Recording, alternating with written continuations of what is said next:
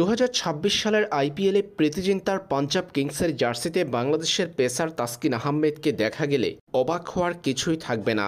ভারতীয় সংবাদ মাধ্যমের তথ্য বলছে 2026 সালের আইপিএলের মিনি নিলামের আগে পাঞ্জাব কিংস দল থেকে ছেড়ে দিবে কিউই পেসার লকি ফার্গাসনকে। 2025 সালের আইপিএলে লকি ফার্গাসনকে দেখা গিয়েছিল পাঞ্জাব কিংসের জার্সিতে। অবশ্যই খুব বেশি ম্যাচ খেলা হয়নি লকি ফার্গাসনের। 2025 সালের আইপিএলে 4টা ম্যাচে কেবল মাঠে নামতে পেরেছেন লকি ফার্গাসন। এ সময় কিউই এই পেসার প্রীতিজিন্তার দলের হয়ে স্বীকার করেছেন কেবল 5টা উইকেট। দল খুব বেশি সার্ভিস না পাওয়ায় এবার আইপিএলের মিনি নিলামের আগে লকি ফার্গাসনকে ছেড়ে দিবে পাঞ্জাব কিংস, আর তার জায়গাতে যোগ্য বিকল্প হতে পারে লম্বা সময় ধরে ক্রিকেটের সংক্ষিপ্ত ফরম্যাটে আন্তর্জাতিক ক্রিকেটে নিজেকে প্রমাণ করা তাসকিন আহমেদ। বাংলাদেশের এই পেসারকে দলে নিয়ে লকি ফার্গাসনের জায়গা পূরণ করতে পারে পাঞ্জাব কিংস।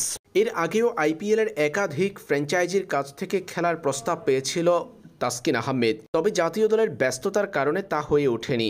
এবার সুযোগ থাকবে তাসকিনের আইপিএলে খেলার। যদি লকি ফার্গাসনের জায়গায় পাঞ্জাব কিংস তাসকিনকে দলে অন্তর্ভুক্ত করে, সেই ক্ষেত্রে বাংলাদেশ ক্রিকেট বোর্ড অনাপত্তি পত্র দিতেও পারে টাইগার পেসারকে। তাহলে প্রীতিজিন্তার দলের জার্সিতে দেখা যাবে তাসকিনকে।